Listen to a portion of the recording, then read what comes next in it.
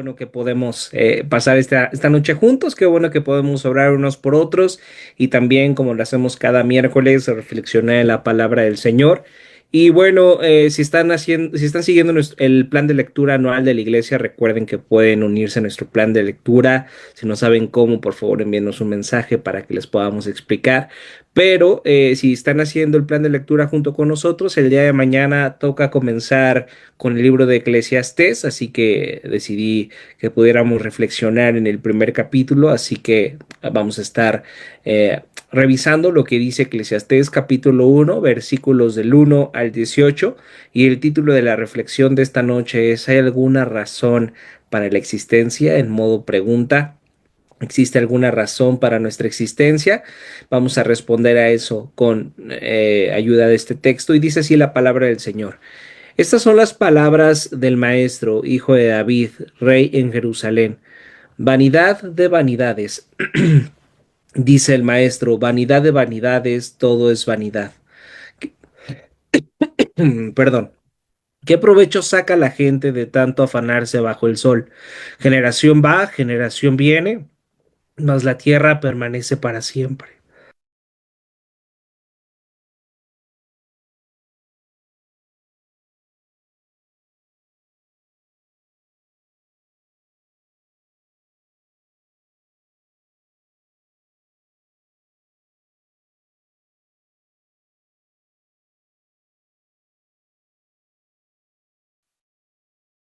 Una disculpa, hermano, se me fue la voz, pero voy a volver a leer desde el versículo 1. Estas son las palabras del maestro, hijo de David, rey en Jerusalén.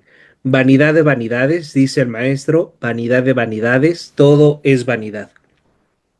¿Qué provecho saca la gente de tanto afanarse bajo el sol? Generación va, generación viene, mas la tierra permanece para siempre.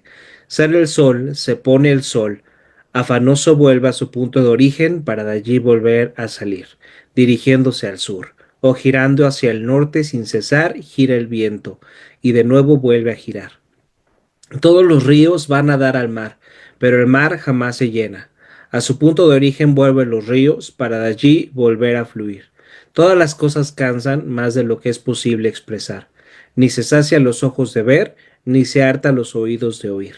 Lo que ya ha acontecido volverá a acontecer. Lo que ya se ha hecho se volverá a hacer. No hay nada nuevo bajo el sol. Hay quien llega a decir, mira que esto sí es una novedad, pero eso ya existía desde siempre, entre aquellos que nos precedieron. Nadie se acuerda de las generaciones anteriores como nadie se acordará de las últimas.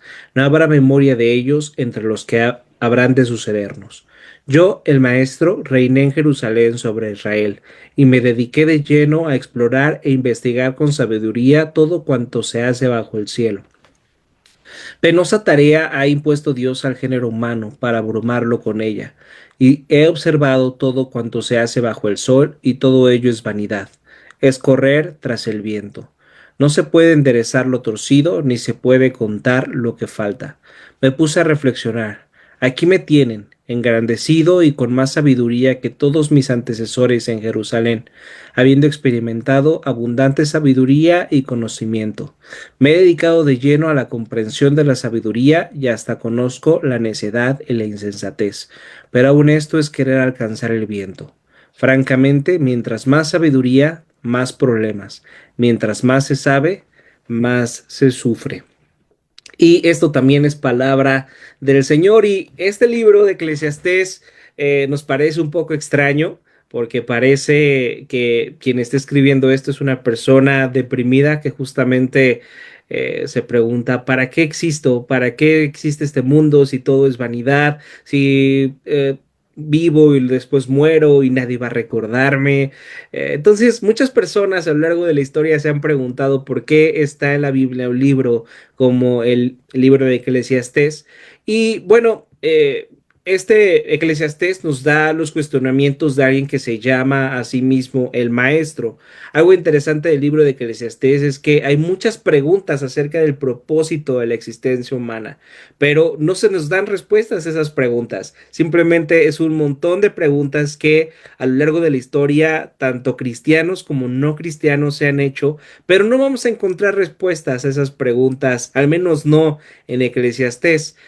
Pero algo muy importante es que tenemos que entender que la Biblia se interpreta a sí misma, así que si queremos encontrar respuestas a lo que dice el maestro, a lo que pregunta el maestro en Eclesiastés, tenemos que ir a otros lugares en nuestras Biblias que nos ayuden a entender justamente estos cuestionamientos que vemos en este libro.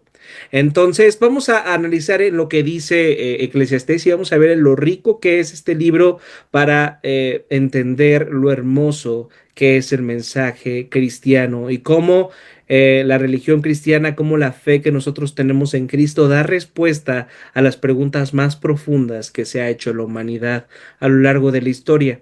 Y vean cómo dice el versículo 3. ¿Qué provecho saca la gente de tanto afanarse bajo el sol? Aquí nos recuerda el autor de que les estés algo, que estamos muy ocupados. Tú estás muy ocupado, tú estás trabajando muy duro, yo estoy muy ocupado y estoy trabajando muy duro. Todos tenemos algo que hacer, pero aquí se nos hace una pregunta. ¿Qué es lo que quieres lograr con eso? ¿Qué es lo que quieres demostrar con tanto trabajo, con tanto tiempo invertido en eso que haces? ¿Para qué estás viviendo? ¿Qué es lo que estás logrando? ¿Cuál es el verdadero significado que tiene tu vida? Estas son preguntas básicas que tenemos que hacernos todo el tiempo si realmente queremos ser humanos conscientes de lo que está pasando en nuestras vidas. De otra manera nos comportaremos como animales que simplemente hacen las cosas por hacerlas. Los animales simplemente hacen las cosas por instinto, pero mi pregunta para ti esta noche es ¿por qué haces lo que haces? Y algunos pueden responder, hago lo que hago porque quiero hacer de este mundo un lugar mejor. Es una respuesta tal vez muy romántica y tal vez es el sueño de muchas personas que podamos hacer con nuestros actos, con las cosas que decimos de este mundo un lugar mejor, que podamos hacer un gran cambio, que podamos ser recordados, que podamos dejar huella para no ser olvidados. Sin embargo, el maestro nos recuerda de una manera muy cruda que es imposible que hagamos un cambio en este mundo con nuestra vida. Vean tan solo lo que dice el versículo 11.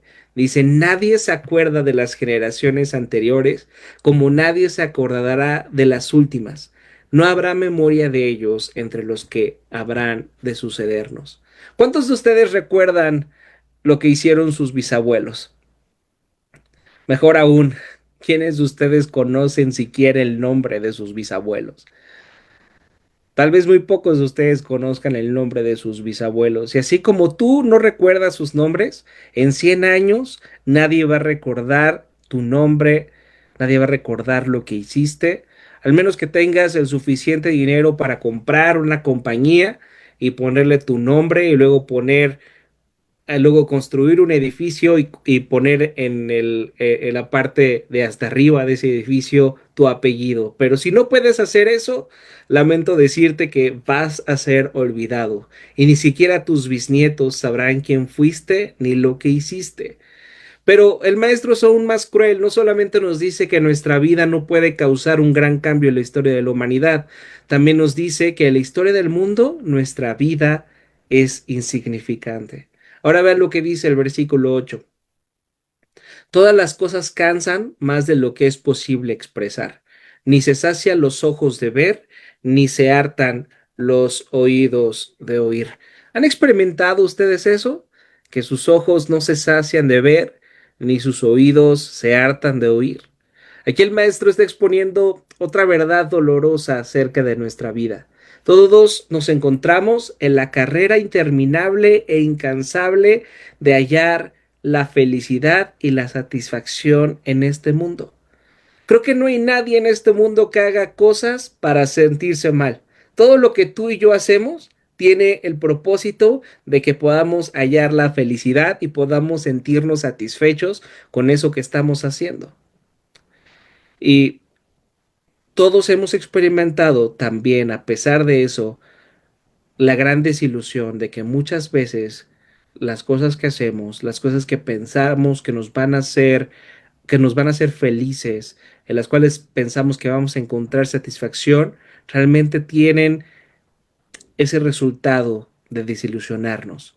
Proyectos en los que invertimos mucho tiempo y al final sentimos que el resultado o lo que recibimos no es tan satisfactorio como lo imaginábamos mientras lo estábamos planeando. Por eso muchas veces se ha inventado esta frase o se ha dicho últimamente mucho esta frase: no pienses que vas a disfrutar el resultado, tienes que disfrutar el proceso, porque en el proceso tienes esas ganas de que vas a ser satisfecho de eso de que eso que estás haciendo tiene un propósito, pero si tu satisfacción está en el resultado, te vas a dar cuenta de que es muy insatisfactorio. Eso nos recuerda algo muy importante y que está hablando de eso el autor de Eclesiastés. Nos recuerda que no hay nada en este mundo que pueda satisfacernos por completo. Por fin encontramos esa serie en tantas plataformas. Ya no simplemente nos basta una plataforma, como hace unos años simplemente teníamos el Netflix, pero ahora ya no. Ahora tenemos que tener cinco o seis plataformas de streaming para sentirnos satisfechos. Y a pesar de que tienes cinco o seis plataformas que pagas, de repente dices, oye, no hay nada que ver. Y cuando por fin encuentras esa serie o esa película que te gusta, que tiene una trama diferente a todas las demás historias tradicionales de las que ya estás harto, ¿qué pasa? ¿Qué pasa después de que encontraste esa serie que por fin logra llamar tu atención? La serie termina, la película termina. Y cuando termina esa serie dices, ay, qué padre estuvo esta serie, ya no necesito ver ninguna serie más en mi vida. Creo que con esta serie ya me siento satisfecho, ya me siento pleno. ¿Tú dices eso? No, ¿verdad? Queremos encontrar una serie más porque tenemos una sensación de insatisfacción que queremos que algo más la llene, queremos que algo más nos entretenga, queremos más episodios, queremos sentirnos igual de entretenidos como nos sentíamos hace unos minutos antes de que terminara este capítulo. Y esto de las series y las películas tal vez es un ejemplo muy tonto, pero podemos usarlo para cualquier cosa en este mundo en la que buscamos satisfacción. Por ejemplo, puede ser que ahorita no tengas un trabajo y estés anhelando ese trabajo, pero cuando lo obtienes, cuando por fin estás ahí, desearías mejor ya no tenerlo. Desearías que ese trabajo no hubiera llegado. O te la pasas anhelando tener una novia o tener un novio y cuando lo tienes, a pesar de que es muy bonito todo, a pesar de que a lo mejor los primeros días son increíbles, pero después de que pasa un tiempo te das cuenta de que esa persona tampoco puede satisfacerte. O tienes cierto dinero en el banco y ¿qué dices? ¿Te conformas? Dices, ya no es necesario trabajar más, voy a donar el resto de mi salario para los más necesitados, ya con ese dinero creo que puedo vivir bien. No, no pasa así, queremos aún más dinero. Como dice el texto, no se sacian los ojos de ver, ni se hartan los oídos de oír. No importa cuánto oigamos, no importa cuánto veamos, nada en este mundo nos tiene contentos. Queremos más, porque el corazón humano nunca se cansa de desear, el corazón humano no se cansa nunca de ver, de escuchar, de probar. La realidad es que tú y yo somos insaciables. Y entonces tenemos que llegar a la conclusión del maestro. Todo es tedioso, todo es imposible de obtener. Lo peor parte de todo es que vivimos autoengañándonos. En el fondo sabemos que las cosas de este mundo no podrán satisfacernos, pero no podemos dejar esa lucha de buscar satisfacción en todas estas cosas. El problema es que esta búsqueda por la satisfacción nos deja adictos, nos deja endeudados, nos deja lastimados, también lastimamos a otros en la búsqueda de esta satisfacción. Pero vean lo que dice el versículo 14. Y he observado todo cuanto se hace bajo el sol, y todo ello es vanidad, es correr tras el viento. Así dice el versículo 2. ¿Están de acuerdo? Vanidad de vanidades, todo es vanidad. Todo cuanto se hace bajo el sol es vanidad, es correr tras el viento. ¿Qué depresión puede darnos leer Eclesiastés? ¿Qué depresión puede darnos el profundizar estas preguntas tan existenciales que hace el maestro? Pero una de las palabras claves en este libro para que podamos entenderlo es todo lo que ocurre bajo el sol. Es algo que va a estar repitiendo el autor constantemente en este libro y ejemplifica todo lo que pasa en este mundo, donde pasan tantas cosas que no nos gustan, donde pasan tantas cosas que nos duelen. Tal vez has llegado a la conclusión del maestro, nada tiene sentido. ¿Cómo podemos hallar sentido a nuestra vida en este mundo? Muchas personas en nuestra cultura han perdido la esperanza y piensan que es menos ingenuo pensar que no hay Dios, que el mundo, los seres vivos, la humanidad, somos accidentes cósmicos, que nuestro origen es insignificante, que nuestro destino es insignificante, que actuamos por instinto, que actuamos por supervivencia. Y de esta forma tratan de encontrar sentido y significado a su existencia. Vean lo que el maestro también dice en el versículo 17, él intentó hacer lo mismo que esto que acabamos de decir. Vean lo que dice el versículo 17. Me he dedicado de lleno a la comprensión de la sabiduría y hasta conozco la necesidad, y hasta conozco, perdón, la necedad y la insensatez. Pero aún esto es querer alcanzar el viento. El maestro dice que lo intentó todo. Buscó su significado en el conocimiento, en tener más sabiduría y no lo logró. Lo buscó en la locura, lo buscó en la insensatez y tampoco. Descubrió que la búsqueda para encontrar la razón de su existencia era como perseguir el viento. ¿Quién puede perseguir el viento? ¿Quién puede predecir el viento? ¿De dónde viene y hacia dónde va? Es imposible. Cuando el autor de Eclesiastés habla de perseguir el viento, está hablando, está haciendo una metáfora de algo que es imposible de hacer. Entonces, ¿qué hacemos? ¿Cómo es que podemos hallar significado si nuestra existencia en este mundo parece insignificante, si nada en este mundo puede satisfacernos y si nada al parecer tiene sentido? Como les decía al principio, el libro de Eclesiastés nos da muchas preguntas, pero no nos da respuestas. Y para hallar esas respuestas tenemos que ir a otras partes de la Biblia. Y me gustaría que me acompañaran rápidamente al Evangelio de Juan, capítulo 1, y vean lo que dice el versículo 1.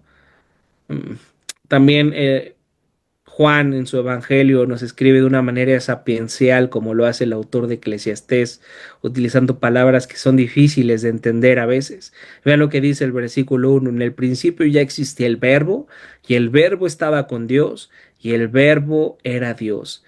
Y el versículo 14 dice, y el verbo se hizo hombre y habitó entre nosotros, y contemplamos su gloria, la gloria que corresponde al Hijo unigénito del Padre, lleno de gracia y de verdad. Y como algunos de ustedes saben, la palabra verbo es la traducción de la palabra griega logos, que significa estudio o tratado. En otras palabras, es una forma de hablar de la verdad acerca de algo. Por ejemplo, en la biología, la palabra biología significa el estudio o el tratado de la vida. Y en la biología se intenta estudiar la verdad acerca de la vida. Entonces, ¿cuál es el logos? ¿Cuál es la verdad del pensamiento moderno? ¿Cuál es el logos de este mundo? En el logos de este mundo, en el pensamiento moderno, lo que se dice es que ya no hay verdad. Lo que se dice es que cada quien puede tener su propia verdad y en realidad se cree que no hay significado para nuestras vidas. El logos de este mundo es comamos y bebamos, que mañana moriremos. ¿De qué sirve buscar a Dios? ¿De qué sirve practicar la moralidad si realmente este mundo es todo lo que hay? Si este mundo es todo lo que hay, entonces hay que comer, hay que beber, hay que buscar el placer, porque mañana vamos a morir y entonces lo único que nos queda es esta vida. Pero viene Juan en su evangelio y nos dice, si hay una verdad, si hay un propósito para nuestras vidas. Pero esta verdad no es algo que puedas aprender. Esta verdad es una persona que puedes conocer. La verdad no es un principio abstracto que cada quien puede manipular a su gusto. La verdad no es una teoría. La verdad no es algo que puedas obtener si eres un iluminado. No, la verdad es una persona que vino a este mundo. La verdad es Dios viniendo a la tierra, tomando forma de un ser humano como tú y como yo. La verdad se hizo carne y habitó entre nosotros y contemplamos su gloria. Eso es lo que está diciendo Juan. Y vivió una vida con completo significado. Su vida, a diferencia de la nuestra, sí dejó una huella. ¿Están de acuerdo? Jesús no necesitó ser dueño de una compañía, construir un edificio y ponerle el nombre, su nombre ahí la parte de hasta arriba del edificio para ser recordado. No, él no necesitó eso. Y a pesar de eso, su vida sí dejó huella en este mundo, porque Él decidió tomar nuestra maldad y Él decidió sufrir el castigo que nosotros merecíamos, para que ahora tú puedas conocerlo y reconocerlo como tu Salvador. Y si tú lo haces, y si tú le sirves, si tú le amas y lo adoras, entonces por fin entenderás que tu vida tiene sentido, que por fin tu vida tiene un propósito, que por fin tu vida tiene un significado. Déjenme ponerles rápido este ejemplo. ¿Por qué limpias tu casa?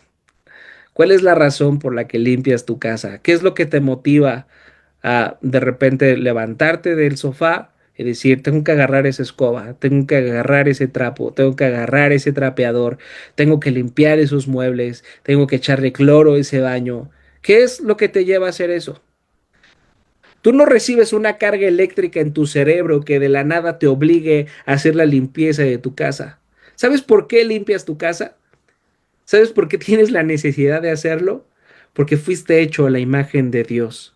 Fuiste hecho a la imagen de un Dios que trae orden al caos. Y cuando ves el caos de tu casa, hay algo en tu mente que te dice, ya no puedo más. Y entonces limpias. Y entonces traes orden a ese caos. Entonces tenemos que entender eso, nuestra propia vida, la forma en la que reaccionamos a este mundo nos recuerda que no somos accidentes cósmicos, que nuestra vida tiene un propósito, un valor muy grande para Dios, tanto que estuvo dispuesto a entregar la vida de su único hijo para salvarte a ti y salvarme a mí. Y esto nos da un nuevo sentido para nuestra vida, esto nos da un nuevo significado para nuestra existencia, ¿están de acuerdo? Porque si Cristo es tu verdad, entonces puedes darte cuenta de que tu trabajo no se trata de ti, tu trabajo no se trata de tu crecimiento profesional o de tu crecimiento económico, sino se trata de que Dios te ha puesto en tu trabajo para ser sal y luz en este mundo, para que dejes de buscar tu propio beneficio, tu propio éxito y busques formas de servir y beneficiar a otros. Entonces tu trabajo toma otra dimensión, tu trabajo toma otro sentido, tu trabajo por fin tiene propósito. Si Cristo es tu verdad, entonces entenderás que aunque mueras físicamente y seas olvidado y tus nietos, tus bisnietos ni siquiera se acuerden de cómo te llamabas, a pesar de eso, si tu fe está en Cristo, realmente vivirás eternamente con el Dios que es el amante de nuestras almas, que hizo todo lo necesario para vivir una eternidad a tu lado y aunque nadie te recuerde en este mundo, tu nombre será grabado eternamente y vivirás por la eternidad.